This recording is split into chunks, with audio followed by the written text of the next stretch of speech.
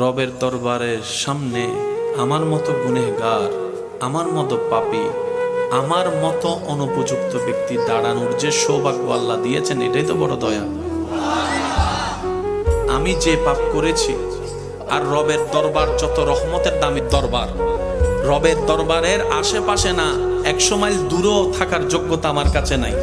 কিন্তু আমার রব রহমান এত দয়াবান, হাজার গুনাহ করার পরও যখন রবের দরবারে আসি, রব বলে যে রহমতের দরজা খুলে দাও, আমার গুনাহগার বান্দা এসেছে আমি রবের দরবারে।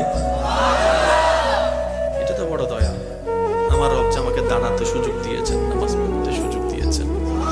সে হয়তো কথার সাথে এড করে বলবে, আমি যখন নামাজে দাঁড়াই শয়তান ডিস্টার্ব করে, হাজার কিছু মনে এনে দেয়, হাজার ভাবনায় আমার মন চলে যায়, কিন্তু আমি তারপরও রবের সন্তুষ্টির জন্য আমি নামাজে দাঁড়িয়ে থাকি।